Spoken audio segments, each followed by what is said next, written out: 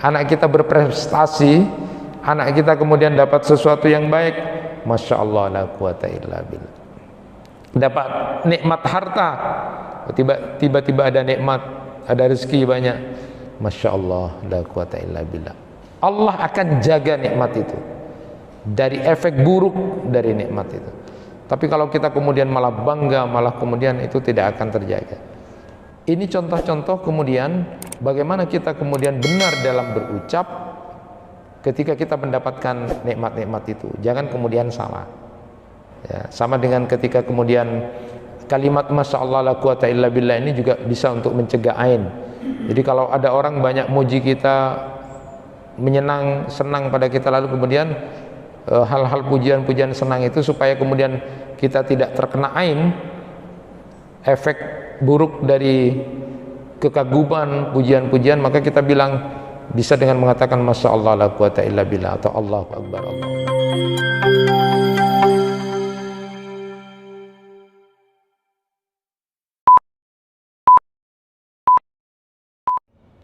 Assalamualaikum warahmatullahi wabarakatuh.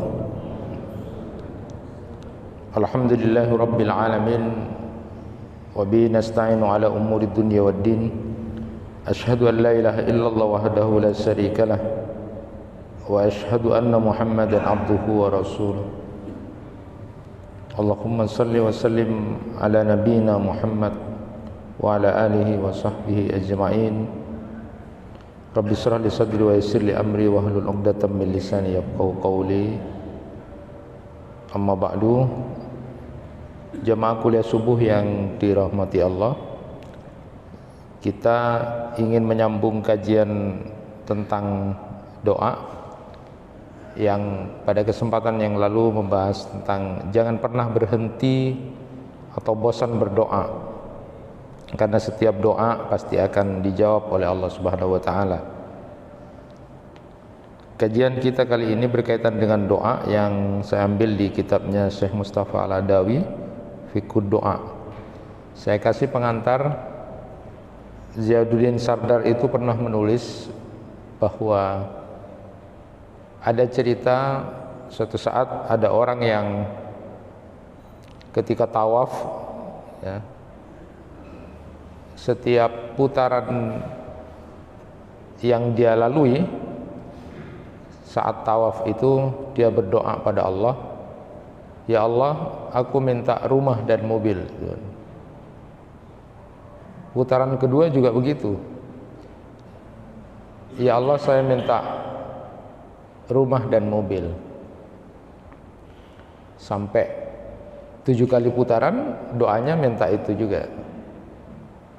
Nah, yang di sebelahnya yang berdoa ini, katanya Ziauddin Sardar itu, kemudian selesai tawaf itu ditanya, Anda kok berdoa tawaf minta rumah dan mobil saja gitu kan? Mbok ya minta iman dan Islam lah yang kuat gitu.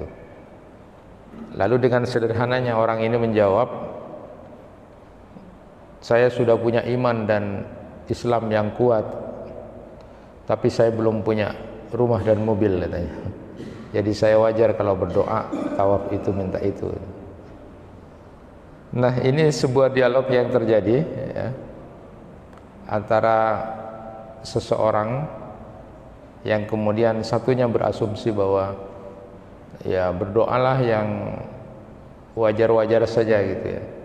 Masa pada saat tawaf itu suasana yang luar biasa minta itu, harusnya dipakai untuk berdoa yang sangat penting gitu. Tapi sisi lain ada orang yang kemudian menyadari bahwa dia butuh itu dan dia minta sama Allah. Bukankah di dalam Al-Quran itu banyak ayat-ayat yang kemudian memberikan jaminan dari Allah Subhanahu wa taala, ud'uni astajib lakum, berdoalah maka akan aku kabulkan.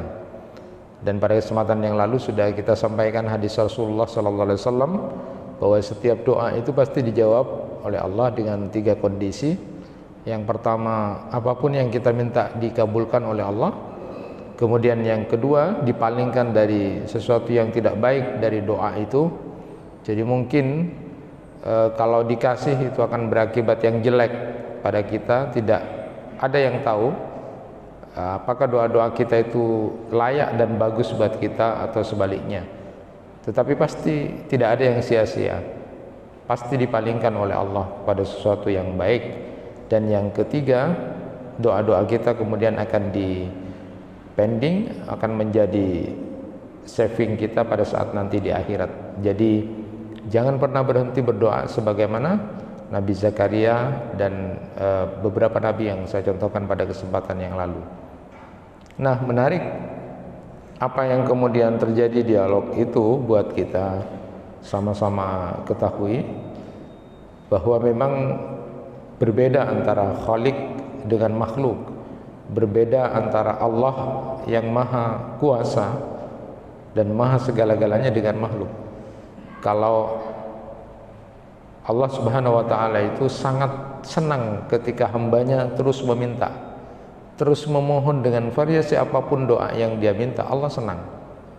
Dan itu menunjukkan bahwa hamba ini memang menyatakan lemah, butuh pada Allah. Itu justru yang bagus, bukan menunjukkan kesombongan. Saya tidak butuh Allah, saya bisa berusaha, dan itu adalah sebuah ketakaburan. Beda dengan makhluk yang kemudian tidak senang kalau diminta-mintai terus. Jadi kalau kita suka minta pada orang, minta ini, itu bosan lah coba nafas minta boy lah minta. Itu bedanya antara Khalik dengan makhluk. Nah, di fiqh doanya Syekh Mustafa Al-Adawi itu ada bagian hal yang perlu kita pahami bersama. Walaupun jawaban dari kesimpulan tadi bahwa sah-sah saja orang minta apapun kepada Allah Subhanahu wa ta'ala, tetapi ada etika dan perhatian yang perlu atau jangan sampai dilupakan. Pertama, sisi yang akan saya sampaikan itu adalah beliau menyatakan begini, ada beberapa ayat yang kemudian mencela orang yang hanya meminta atau berdoa perkara dunia saja. Jadi ada celaan terhadap orang yang hanya meminta perkara dunia dalam doanya.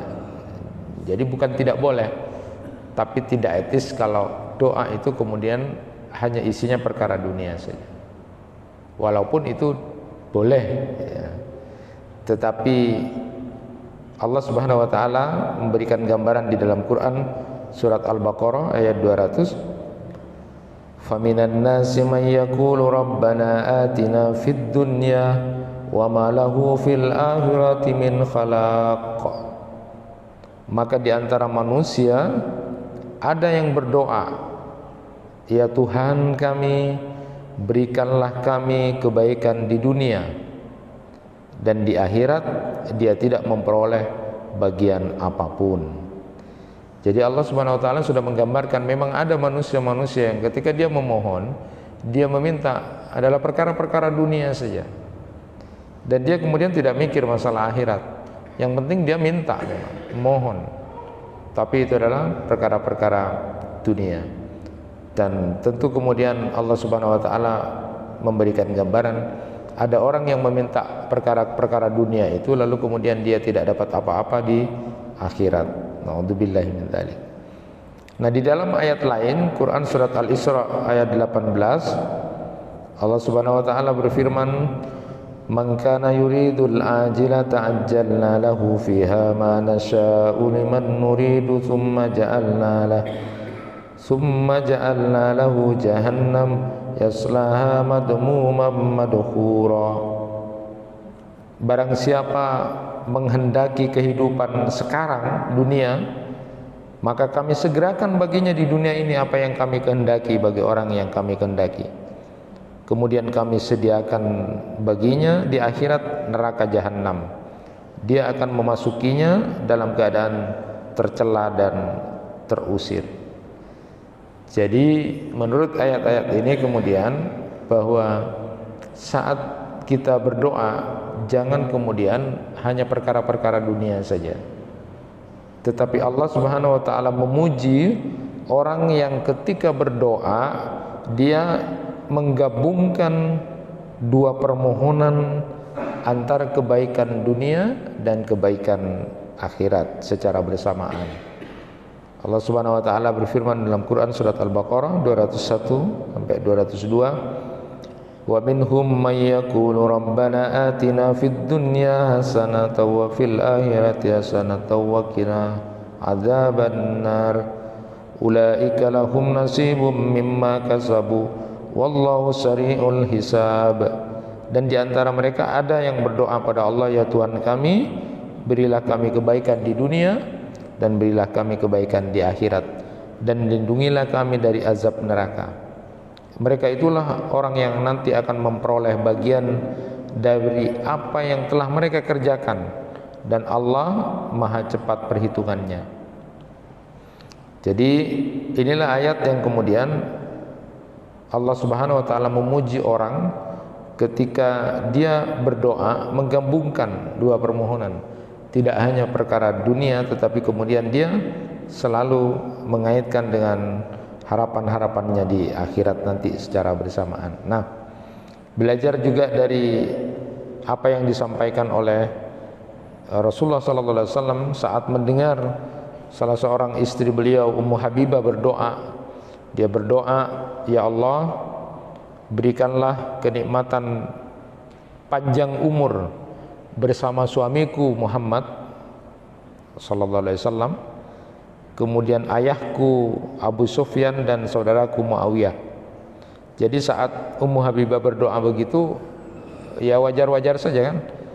Mudah-mudahan umurku panjang ya, aku bisa bersama dengan suamiku Muhammad, lalu kemudian bersama dengan ayahku Abu Sufyan dan saudaraku Muawiyah. Saat Rasulullah sallallahu alaihi wasallam mendengar doa dari Ummu Habibah itu, beliau lalu menyatakan, wahai istriku, sesungguhnya engkau memohon kepada Allah Ta'ala sesuatu yang sudah ditentukan. Allah tidak akan memajukan dan Allah tidak akan memundurkannya sebelum waktunya. Sekiranya engkau memohon kepada Allah agar Dia menyelamatkan siksa neraka dan siksa kubur, maka hal itu lebih baik dan lebih utama bagimu. Jadi Rasulullah SAW menegur Ummu Habibah dengan doa itu, walaupun boleh-boleh saja berdoa tentang perkara-perkara dunia yang memang ada di hadapannya, tetapi lalu kemudian Rasulullah mengingatkan akan lebih baik kalau kemudian juga berdoa di samping panjang umur itu adalah berdoa agar kemudian diselamatkan dari siksa kubur dan siksa neraka. Nah, ini yang disampaikan oleh Rasulullah sallallahu alaihi wasallam. Itu yang pertama. Kemudian yang kedua, ada larangan memohon agar disegerakan hukumannya di dunia bila nanti akan ada siksa di akhirat, dan mendoakan dirinya dengan hal itu. Nah, ini sering ada orang yang kemudian salah berpikir ketika berdoa, kira-kira doanya begini, kalau nanti disiksa di akhirat, ya Allah, aku punya dosa, daripada nanti disiksa di akhirat, tidak apa-apa, disiksa aja di dunia, merasakan siksa di dunia saja dulu. Seolah-olah pemikiran ini benar karena dahsyatnya akhirat itu ya. Daripada nanti disiksa di akhirat berat, maka segerakan saja siksanya di dunia ini. Nah, dalam Sahih Muslim itu disebutkan hadis dari Anas bin Malik radhiyallahu an, bahwa Rasulullah sallallahu alaihi wasallam pernah berkunjung kepada seseorang yang seseorang ini udah sakit gitu, sakit sampai kurus gitu. Saat kemudian Rasulullah berkunjung untuk menjenguk orang yang sakit ini, yang sudah kurus kering ini, Rasulullah paham. Lalu kemudian tanya, kamu pernah berdoa apa sama Allah kok sampai begini gitu. Lalu orang itu menjawab, ya, aku pernah berdoa kepada Allah agar siksaanku di akhirat diajukan saja atau dimajukan pada saat di dunia ini daripada nanti di akhirat. Lalu ketika mendengar itu Rasulullah sallallahu alaihi wasallam menyatakan, subhanallah, la tutikuhu aw la tastati'u, afala qulta rabbana atina fid dunya hasanah wa fil akhirati hasanah wa qina adzabannar. Rasulullah lalu kemudian menyatakan, subhanallah, maha suci Allah, mengapa engkau berdoa seperti itu? Alangkah lebih baiknya kalau berdoa kepada Allah, minta agar diberikan kebaikan di dunia dan kebaikan di akhirat. Jangan berdoa model seperti itu. Nah, inilah yang kemudian diingatkan oleh Rasulullah sallallahu alaihi wasallam. Walaupun kita mungkin merasa punya salah dan dosa kepada Allah, jangan kemudian berdoa kepada Allah daripada nanti disiksa di neraka. Karena saya sudah sering mendengar siksa neraka itu dahsyat, lebih baik disiksa saja di dunia, tidak apa-apa. Nah, model seperti ini adalah doa yang salah, ya. Dan ternyata memohon agar hukuman atau siksaan itu diajukan atau kemudian disegerakan sebelum nanti di akhirat itu adalah model perilaku, perbuatan, ucapan dari orang-orang kafir, dan termasuk kebiasaan orang-orang kafir ternyata. Di dalam Al-Quran surat Shad ayat 16 itu digambarkan model doa-doa mereka atau model ucapan-ucapan mereka itu, orang-orang kafir itu, wa qalu rabbana ajjil lana qittana qabla yaumil hisab. Dan mereka berkata, ya Tuhan kami, segerakanlah azab yang diperuntukkan bagi kami sebelum hari perhitungan. Jadi model-model untuk segera-segera. Ada orang berdoa, kok tidak cepat-cepat ya Allah diberikan. Atau model-model orang yang kemudian berdoa untuk disegerakan sesuatu yang tidak baik. Jadi orang-orang kafir itu kan menantang. Ayo, kalau memang Tuhanmu akan mengazab, azab kami, ayo silakan. Jadi model yang seperti itu adalah model pemikiran, ucapan dari orang-orang kafir. Jadi jangan pernah berdoa seperti itu. Di dalam Quran surat Al-Hajj ayat 47 juga disebutkan, wa yasta'jilunaka bil adzab wa la yuhlifallahu wa'dah wa inna yawman inda rabbika ka'alfi sanatin mimma ta'uddun. Dan mereka meminta kepadamu Muhammad agar azab itu disegerakan, padahal Allah tidak menyalahi janjinya, dan sesungguhnya sehari di sisi Tuhanmu adalah seperti 1000 tahun menurut perhitungan. Jadi ini model-model orang kafir, ya. Cara berucap, cara kemudian mereka menantang, ayo tidak apa-apa segerakan. Jadi jangan berdoa seperti itu, karena itu adalah tipikal dari orang-orang kafir. Padahal kalau kita lihat misalnya Allah Subhanahu wa taala sudah menyebutkan di sini perbandingan perhitungan kamu dengan perhitungan akhirat itu adalah satu hari di akhirat itu sama perhitungannya dengan 1000 tahun di dunia. Jadi bukan tidak disegerakan, sebentar sekali memang kehidupan dunia itu. Nanti di akhirat itu jauh lebih panjang waktunya. Sama dengan ketika seorang ulama ditanya, kira-kira sangu yang harus saya bawa tentang dunia dan akhirat itu seberapa banyak? Lalu ulama ini menjawab, seberapa lama kamu akan tinggal di situ, ya itulah sangunya. Jadi kalau di dunia itu cuma urusan 60-70 tahun, lalu kemudian di akhirat itu begitu lama, abadi, ya tentu sangu yang harus kamu bawa banyak itu untuk akhirat. Maka akan sangat bodoh kalau kemudian orang yang sibuk sekali mencari sangu yang hanya untuk ukuran 60-70 tahun, sementara waktu yang lama dia tidak punya sangu tentang itu. Nah, ini memberikan sebuah gambaran kalau model orang kafir itu berdoanya cepat-cepat, ayo ingin cepat-cepat, ayo segera, tidak usah tunda-tunda, ayo kalau mau diadab. Itu model berpikir gitu. Nah, kalau ada orang berdoa lalu kemudian seolah-olah dia merasakan benar karena takut siksa dari neraka itu, lalu kemudian berdoa, kalau memang nanti ada catatan aku masih masuk neraka, siksa aja aku di dunia ini. Nah, itu model berpikir orang kafir. Jadi tidak boleh berdoa seperti itu ya.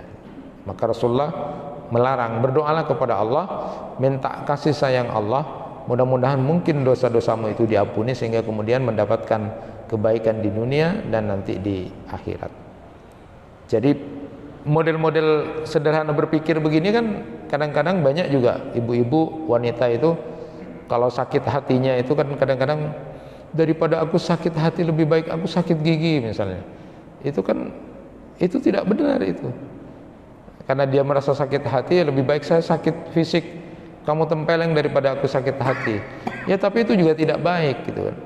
Kalau berdoa sampai lebih baik sakit gigi daripada sakit hati, tidak kelar gitu kalau sakit hati, lalu kemudian diuji sakit gigi 3 hari ngamuk-ngamuk juga itu kan, tidak betah. Jadi jangan berdoa yang aneh-aneh gitu.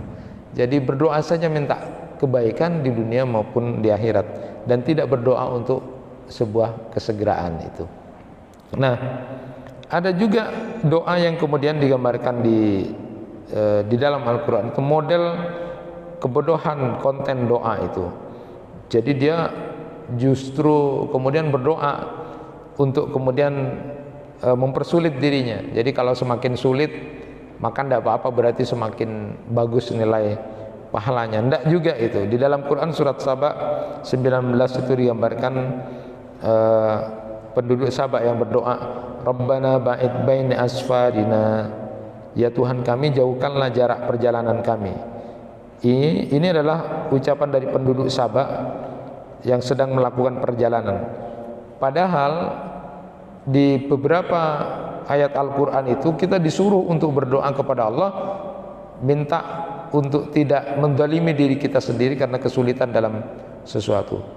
Jadi kita harusnya berdoa, ya Allah jarak perjalanan ini dekatkan. Jadi walaupun seolah-olah jauh itu memang jauh, tapi memohon kepada Allah dekatkan jaraknya sehingga kami merasakan tidak susah. Jadi kita berdoa, ya Allah mudahkan urusan. Jangan kemudian berasumsi semakin sulit, semakin mengalami lalu kemudian dapat pahala. Yang justru dianjurkan kita berdoa adalah kemudahan, kelancaran, sesuatu yang tidak menyulitkan dan sebagainya. Bukan lalu kemudian beranggapan bahwa doa-doa kita itu kontennya semakin, ya Allah tidak apa-apa sulitkan, tidak apa-apa. Ya Allah, tidak apa-apa kalau begini, yang penting begini. Tidak boleh begitu. Tapi kita dianjurkan untuk berdoa dalam konten yang kemudian sesuai dengan kefitrahan kita yang ingin lancar, ingin mudah, ingin jaraknya seolah-olah dekat dan sebagainya. Jangan sampai kemudian menyimpang dari itu. Nah, terakhir adalah pertanyaan, apakah doa kita yang kemudian dijawab di dunia atau disegerakan di dunia akan punya pengaruh terhadap nilai-nilai kita di akhirat atau pahala kita di akhirat? Apakah setiap doa kita sudah dikabulkan Allah di dunia, nanti bagaimana di akhirat? Apakah berkurang atau tidak nilainya? Ada orang beranggapan tidak apa-apalah di dunia doa-doanya tidak dikabulkan semua, yang penting nanti di akhirat. Apakah ada pengaruh doa-doa yang dikabulkan di dunia itu, permintaan kita dikabulkan, dengan apa yang akan terjadi di akhirat? Jangan-jangan nanti kalau semuanya dikabulkan di dunia, nanti saya tidak dapat apa-apa di akhirat. Apakah ada pengaruh atau tidak? Jemaah yang dirahmati Allah, ada 2 pandangan ulama tentang ini. Yang pertama menyebutkan bahwa tidak ada pengaruh kalau Allah mau berkehendak pada seseorang, dia tetap akan mendapatkan kebaikan, baik itu di dunia maupun nanti di akhirat. Jadi kalaupun diberikan oleh Allah di dunia, kalau Allah berkehendak, ya tetap di akhirat juga dia akan diberikan tanpa ada sesuatu yang kurang dari apa yang kemudian terjadi atau yang sudah diberikan di dunia ini. Kemudian yang kedua, ada juga pandangan yang menyatakan bahwa nanti akan ada pengaruh tentang doa-doa yang sudah dikabulkan di dunia nanti di akhirat juga akan berkurang. Ini pendapat yang kedua. Mari kita coba perhatikan beberapa alasan dari kelompok pandangan yang pertama tentang masalah ini ya. Jadi yang pandangan pertama tadi bahwa tidak ada pengaruh, kalau memang Allah berkehendak baik di dunia, di akhirat juga tidak mengurangi. Nah, itu dengan dasar atau dengan dalil bahwa sesungguhnya karunia Allah itu besar ya, diberi derajat tinggi dan kebaikan baik di dunia maupun di akhirat. Nabi kita Nabi Muhammad SAW juga begitu ya. Di kehidupan dunia beliau mendapatkan hal yang luar biasa ya. Ditinggikan namanya, Allah kemudian perlakukan dengan kemampuan untuk bisa menaklukkan Persia dan Romawi, akhirnya Islam itu. Tetapi juga nanti di akhirat akan dimuliakan ya. Walaupun kita tahu kehidupan Rasulullah SAW itu begitu sangat luar biasa zuhudnya di dunia itu ya. Ini untuk memberikan contoh semangat dalam kehidupan. Ada dua riwayat yang mirip itu ya. Yang saya tahu misalnya riwayat dari Ibnu Abbas radhiyallahu anhuma, saat Rasulullah SAW di tengah hari ya. Kalau riwayatnya Abu Hurairah itu malam hari, tapi kalau Ibnu Abbas radhiyallahu anhuma ini riwayatnya di tengah hari, siang hari. Kemudian keluar dalam keadaan kondisi lapar gitu kan. Lalu ketemu dengan sahabat Abu Bakar. Ngapain keluar gitu kan? Apa ya kondisi lapar. Ketemu Umar juga, akhirnya bertiga ketemu sama-sama lapar. Coba bayangkan orang-orang luar biasa ini kemudian dalam kondisi lapar. Lalu kemudian mereka ayo ke teman gitu kan, ke teman. Lalu Rasulullah SAW ngajak mereka berdua karena Abu Bakar dan Umar ngikut sama Rasulullah. Sampai kemudian di rumahnya dipilihlah Abu Ayyub Al-Ansari untuk dikunjungi. Di rumah itulah kemudian Abu Ayyub Al-Ansari merasa tersanjung dapat tamu yang luar biasa, menjamu tamu. Dijamulah tamunya, lalu kemudian dikasih setan dan kurma, kemudian dimasakkan disembelihin kambing. Itu luar biasa. Jadi kan ada tamu yang luar biasa katanya. Lalu kemudian makan. Bagaimana Rasulullah, Abu Bakar, Umar yang seandainya mereka mau berkehidupan kaya luar biasa itu gampang sekali, ghanimah itu sering didapat. Tapi begitulah cerita dari Aisyah radhiyallahu anha, bagaimana keluarga kami ini tidak sampai 3 hari dalam kondisi kenyang dan luar biasa. Ini memberikan inspirasi saja untuk kemudian menjadi sederhana. Betapa kita harus banyak bersyukur. Rasulullah, Abu Bakar, Umar ketika sudah selesai dijamu oleh Abu Ayyub Al-Ansari itu, lalu Rasulullah SAW sudah dalam kondisi kenyang gitu, lalu sempat meneteskan air mata lalu mengatakan, demi Allah nanti di akhirat kenikmatan seperti ini, bisa makan bareng enak gitu kan, demi Allah nanti akan ditanya di akhirat. Itulah yang kemudian disampaikan oleh Rasulullah. Berapa kali kita sudah enak, bukan cuma makan kita enak, dalam kondisi apapun, nikmat keluarga kita, nikmat apapun, berapa kali kita sudah. Jadi kalau hitung detail itu, Rasulullah saja sempat menangis dengan nikmat makan bersama itu, yang tadinya lapar lalu kemudian kenyang, nanti akan ditanya ini semua. Summa latus'alunna yauma idzin 'anin na'im. Nanti pasti akan ditanya oleh Allah. Ketika ada orang yang kemudian tanya sama Rasulullah tentang ayat ini, bagaimana Allah akan nanya pada kami orang-orang miskin? Kalau yang ditanya orang-orang kaya itu wajar, bagaimana kami orang miskin? Lalu kemudian katakan Muhammad, nikmat kamu bisa berteduh saja, lalu kemudian nikmat angin semilir sepoi-sepoi, kamu merasakan air saja, itu akan ditanya oleh Allah. Bagaimana dengan kita yang sudah mendapatkan nikmat yang luar biasa berulang kali, Maka kalau sampai Nabi Ibrahim alaihissalam itu dalam kehidupan kesehariannya itu detail sekali nikmat itu dihitung. Setiap suap itu bisa nyuap saja luar biasa. Jadi makan itu bisa nyuap luar biasa. Kalau kita sedang sakit, 2 kali suapan sudah tidak mau itu. 2 kali suapan sudah embuh, tak kelar. Berapa kali detailnya itu nikmat itu luar biasa. Itu yang kemudian dicontohkan oleh baginda Nabi Sallallahu Alaihi Wasallam yang begitu sangat sederhana dalam kehidupannya. Nah, kalau kita berpikir tentang itu, Bapak dan Ibu sekalian, kita ini sudah nikmat luar biasa, sehingga kita banyak bersyukur kepada Allah, tidak kemudian melihat ke atas kurang terus gitu ya. Tapi kalau melihat detail saja kita masih bisa makan 20 suap. Kalau sakit cuma 2 suapan, itu detail setiap itu nikmat itu luar biasa. Maka kalau kemudian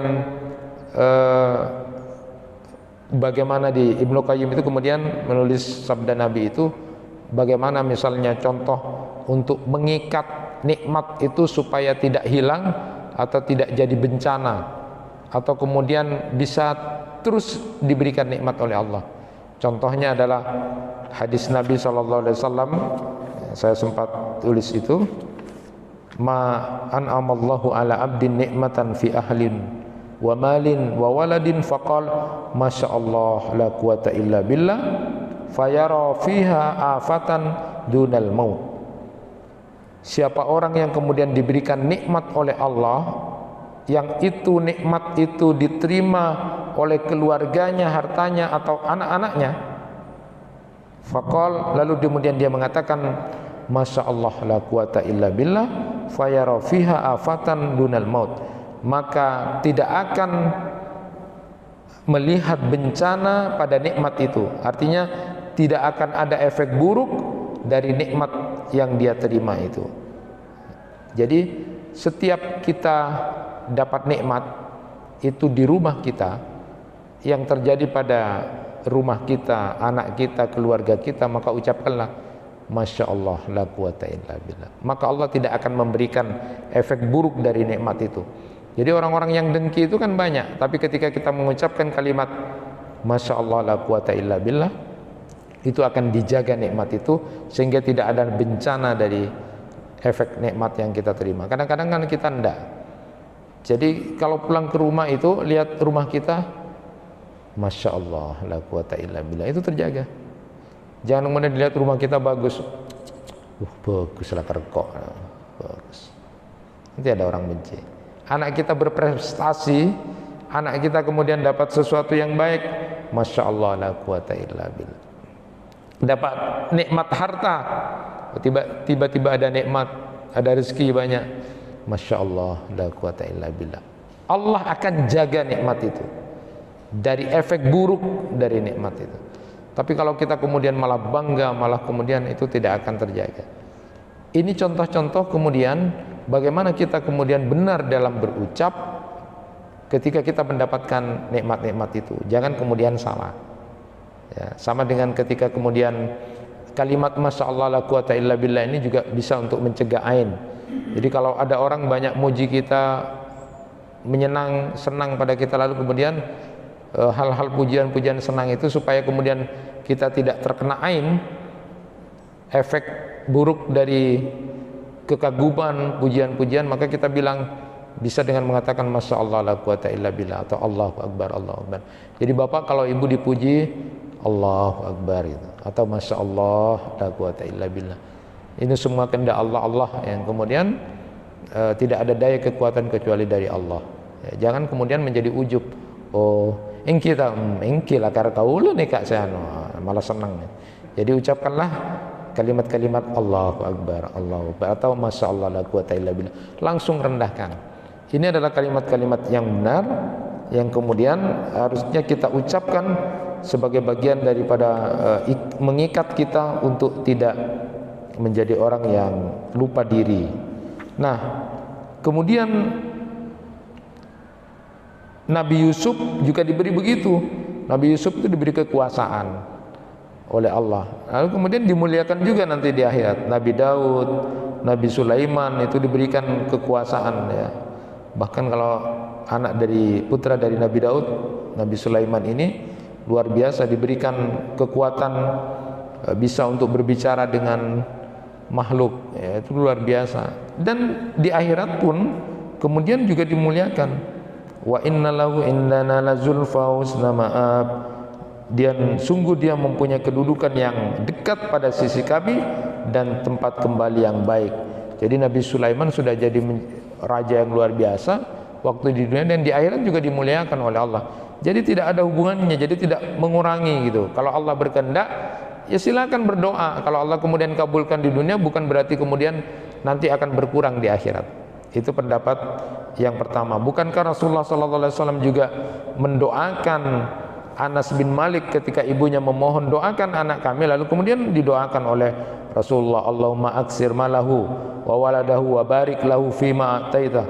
Ya Allah, berikanlah banyak harta, berikanlah harta yang banyak, anak yang banyak, berkahilah apa yang telah engkau berikan kepadanya. Ini doa Rasulullah kepada Anas bin Malik, ya di dunia diberikan itu. Sampai kemudian termasuk sahabat yang umurnya agak panjang itu adalah Anas bin Malik, sampai bertemu dengan 5 generasi ya. Kalau kita kan paling ketemu 3 generasi, sampai kalau sudah punya cucu agak besar sudah siap-siap mati itu kan. Nah, kalau Anas bin Malik itu sampai 5 generasi. Kalau Bapak ketemu 5 generasi itu hebat. 5 generasi itu hebat.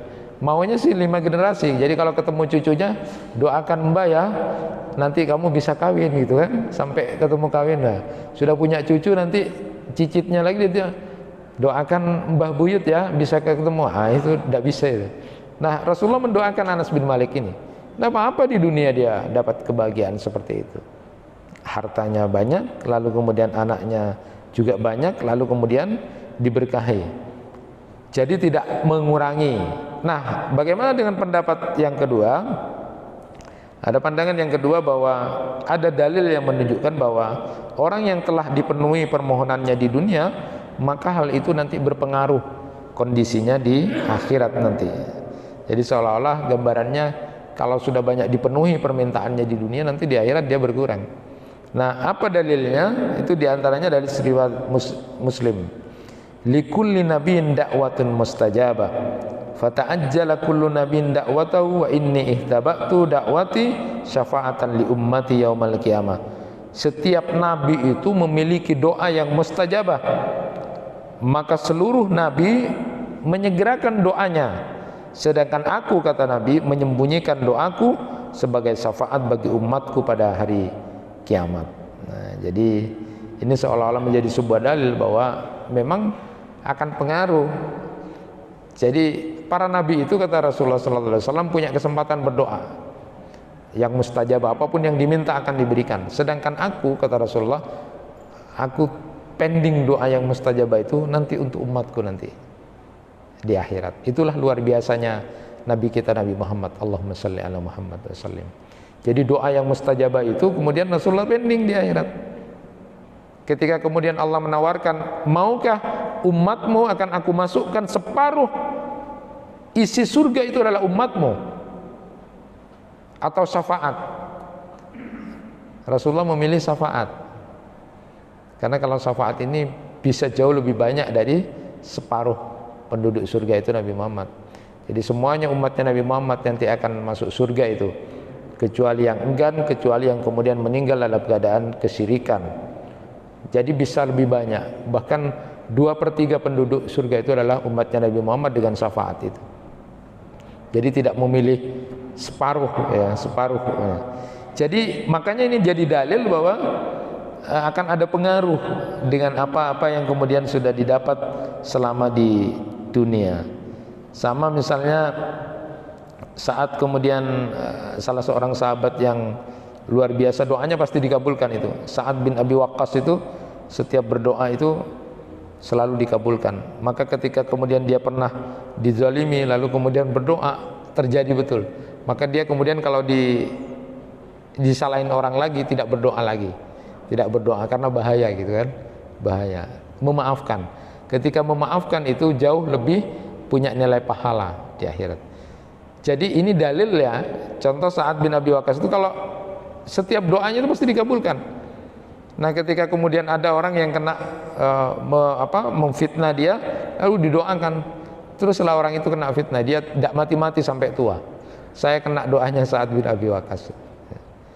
Jadi lalu kemudian dia memilih ketika disalahin orang, disakiti orang, dia maafkan, tidak didoakan, padahal doanya bisa terkabul saat itu, dapat di dunia, tapi kemudian dia pending, sudahlah dimaafkan gitu kan, karena memaafkan itu nanti pahalanya di akhirat jauh lebih besar, jadi jangan diminta di dunia. Nah, ini menjadi dalil kemudian bahwa ada pengaruh tentang apa-apa yang sudah terkabulkan doa kita nanti di akhirat. Dipahami dari hal ini bahwa menyimpan pahala doa untuk akhirat itu jauh lebih utama dari kemudian kita mengambil di dunia dari nikmat doa itu. Nah, jamaah yang dirahmati Allah, terakhir saya sampaikan juga riwayat dari ketika Umar radhiyallahu an berkata, ya Rasulullah, berdoalah agar umatmu ini bisa kemudian mendapatkan kelapangan, dapat rezeki yang banyak gitu, jadi makmur gitu. Karena orang-orang Persia dan Romawi itu tidak menyembah Tuhan saja, diberi kelapangan dan kemakmuran gitu kan. Jadi wajar kan kalau Umar bin Khattab minta sama Rasulullah, ini loh, ayolah doakan supaya umat Islam ini makmur, bagus gitu kan. Orang-orang Romawi itu, orang-orang Persia itu tidak menyembah Tuhanmu itu dapat kenikmatan yang banyak. Lalu kemudian Rasulullah pada saat itu Rasulullah dalam kondisi berbaring sebenarnya, lalu kemudian berdiri duduk sambil mengatakan, begini toh seorang Umar gitu, beginilah sikapnya seorang Umar, sesungguhnya mereka itu kata Rasulullah adalah kaum yang kebaikannya disegerakan di dunia. Artinya memang akan ada pengaruh di akhirat kalau kemudian banyak yang kemudian diberi di dunia. Allah Subhanahu wa taala juga di dalam ayat Al-Qur'an menyatakan, menganjurkan kita untuk memaafkan orang yang bersalah dan tidak mendoakan keburukan mereka. Walaupun orang yang didolimi itu doanya makbul, tidak ada hijab gitu, tapi dia memaafkan karena untuk mengambil kebaikan di akhirat, daripada kemudian dia berdoa untuk kejelekan langsung kena dia. Karena kalau didolimi itu kena, hati-hati untuk tidak mendolimi orang, karena tidak ada penghalang doa dia dengan Allah. Nah karena dia menunggu kesempatan doanya yang mustajab itu untuk memaafkan lalu kemudian nanti untuk akhirat, maka itulah kemudian disebutkan bahwa ada pengaruh nikmat-nikmat di dunia dengan di akhirat. Wallahu a'lam bishawab. Nah, Bapak dan Ibu yang dirahmati Allah, jadi kesimpulannya pada kesempatan kali ini adalah, pertama, jangan berdoa hanya hal-hal dunia. Gabungkanlah doa-doa kita itu tetap dalam kaitannya dengan kehidupan kita akhirat. Karena kehidupan akhirat itu jauh lebih penting, karena memang jauh lebih lama daripada kehidupan di akhirat. Jadi kalau berdoa ketika ya Allah sembuhkan, lalu kemudian ampuni dosa-dosa hamba. Jadi harus ada pengimbangan dari permohonan kita. Minta jabatan, minta kekuasaan dan sebagainya juga harus diimbangi dengan permohonan-permohonan dunia, akhirat. Kemudian jangan pernah kemudian berdoa memohon kepada Allah agar disegerakan kejelekan, disegerakan siksa, atau kemudian menimbang-nimbang sesuatu lalu kemudian kita berdoa kepada Allah, tidak apa-apa. Seperti tadi itu, lebih baik sakit gigi daripada sakit hati. Kalau bisa lebih baik sehat, tidak sakit gigi dan tidak sakit hati. Jangan berdoa lebih baik sakit gigi daripada sakit hati, karena kalau diuji sakit gigi juga 3 hari itu susah juga itu kan. Jadi tidak usah berdoa yang susah-susah, berdoalah kepada Allah sehat, dimudahkan, dilancarkan, karena itu sesuai dengan fitrah. Lalu kemudian yang ketiga tadi, tetaplah berdoa kepada Allah, karena setiap doa kita itu akan punya nilai di hadapan Allah. Dan tetaplah berdoa untuk bisa mendapatkan kebaikan tidak hanya di akhirat di dunia kita bermohon kepada Allah, mendapatkan kebaikan, begitupun nanti di akhirat, dan kemudian dijauhkan dari api neraka. Itu yang bisa disampaikan. Kurang lebihnya mohon maaf. Subhanakallahumma wa bihamdika asyhadu an la ilaha illa anta astaghfiruka wa atubu ilaik.